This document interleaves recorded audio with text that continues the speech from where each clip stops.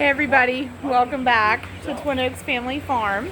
We're doing chicken chores in the meat bird barn, and we've got 426 Cornish rock cross meat chickens here. So there's a few tasks to take care of. It's not overwhelming, but we have 5 of us, so that helps too. When we can all be out here to help each other, it makes the whole process a lot easier. There's what we want to see. We want to see birds at feeders for sure. And this is a great example I want to show you before they get to filling it. They've finally eaten this one down to where we're seeing the bottom of the feeder. So these feeders are great because the feed just can be poured right in from the top. So I'm hoping that they'll put several bags of feed in. And so our guys are emptying water trays. So we'll follow one from start to finish because I want to show you how we do that. So they hold the tops of the water on the lid and then just dump the tray out so that all the shavings and dust that the chickens have kicked into the tray of those waters gets emptied out. So we'll show you one more. So this is the easiest way we found to clean those water trays as far as to get the big stuff out of there. And then you also can use like a long-handled scrub brush, to scrub them a little bit if they need that too. And then we've got them sitting on little risers to keep them up off of the shavings just a bit. So 50-pound bags. It's actually a 40-pound capacity feeder. So you can just about put a full bag in there, but it's a little bit of a concern on their feed right at the moment. This flock moved in on July 25th, 2024, going to go to a USDA inspected processor on August 28th, 2024. And we know that each bird needs to consume about 10 pounds of feed from start to finish for poultry production. So we have 4,000 pounds of feed on standby when the birds move in, and that's 2 pallets, 2 skids of 40 bags each.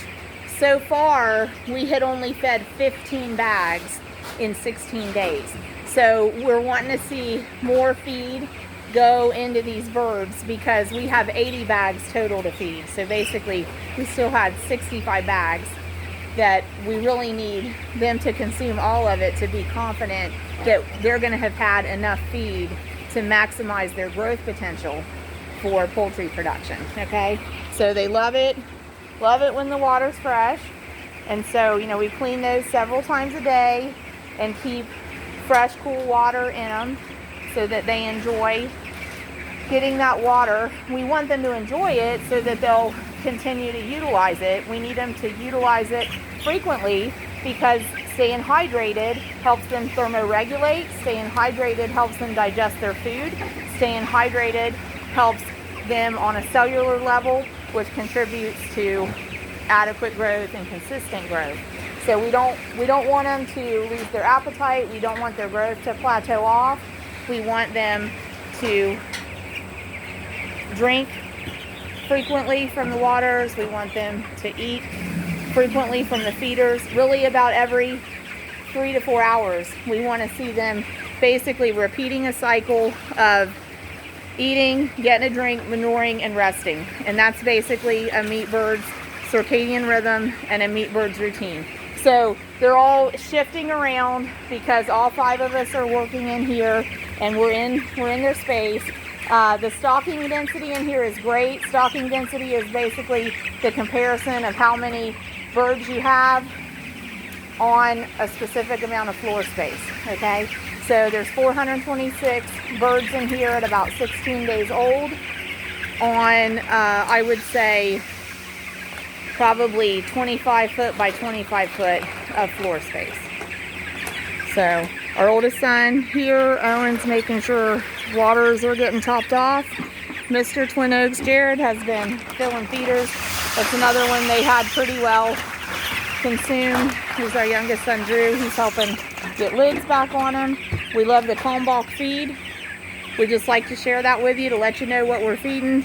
That's all we feed our meat birds, every flock, start to finish. That's our middle son, Wade, topping off of water there. But when you have 4 or 5 people and you come in here to do chores, it can go pretty quickly.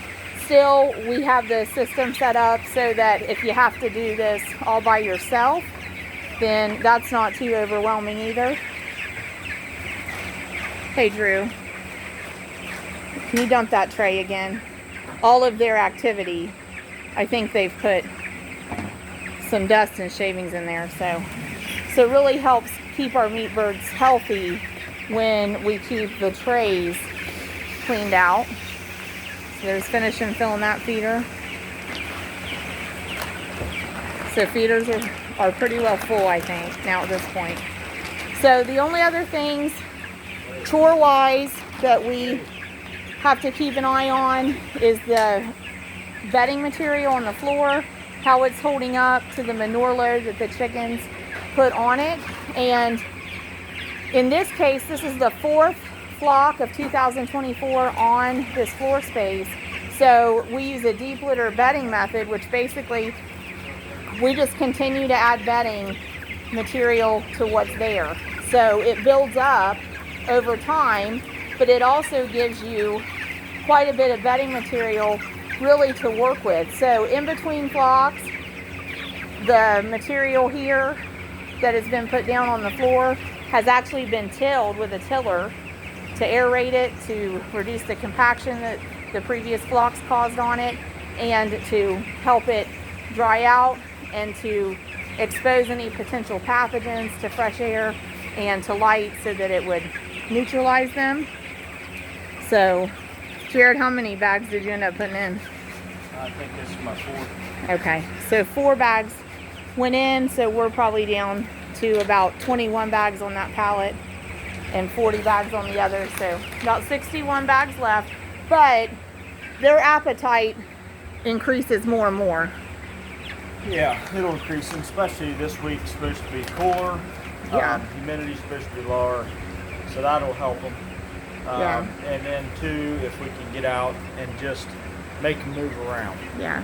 And they'll get up and they'll eat a lot more. So I would say that will be something that, you know, we'll try to work on a lot more here, and get them to be a little more active. Because, you know, once they start eating, they get bigger.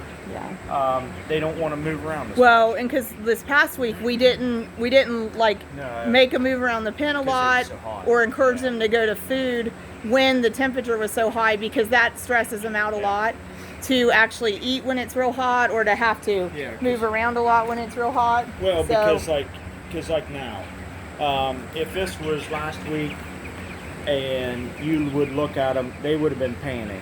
Yeah. And right now they are very comfortable. They're not panning, but they're you can tell they're a lot more comfortable. Very much so. Yeah, with the temperature. Because the ambient temperature is about 85 degrees Fahrenheit, and that's actually, they're 16 days old. So like day 1, they want 95 degrees, day 7, 90 degrees, day 14, about 85 degrees Fahrenheit. So ambient temperature is really matching up well with their temperature preference, and we can see it in the birds.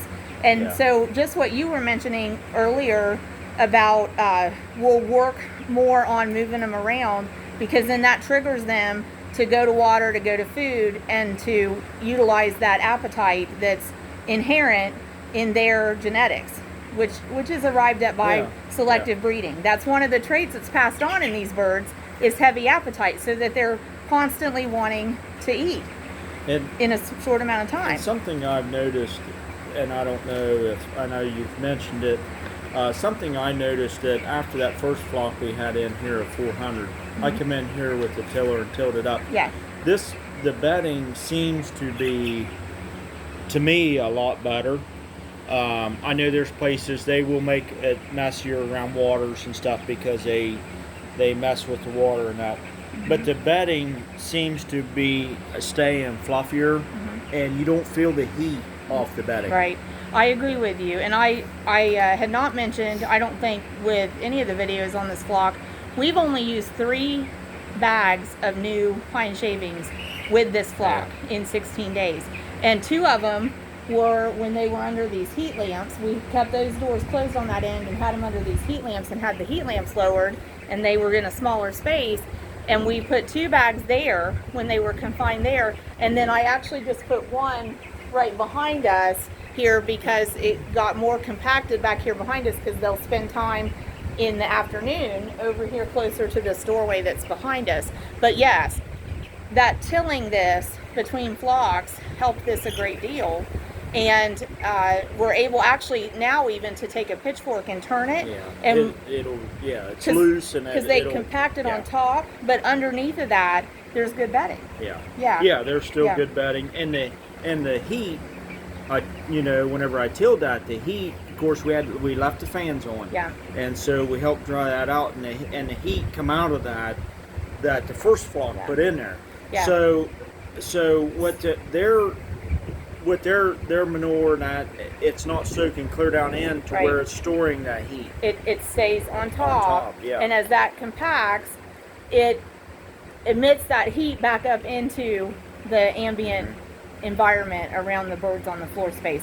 So that's why when you're raising meat birds, you pay so much attention to what the ambient conditions are around them, because you've got whatever the ambient temperature is, but then you've probably got some heat also coming off of the bedding material that's under them that's actually increasing ambient temperature. So we have to be really mindful of what it actually feels like to those chickens down at floor level because of the heat that could be coming from the manure load on their floor. But let me finish the thought that when you said, we can work more at moving them around today, actually, because the ambient temperature was so favorable for them, that's something I did. About every hour I came out here and asked them to move around, and we just saw them going to food and water a lot more, and we saw several of the feeders get eaten down to empty because they were just frequenting them more.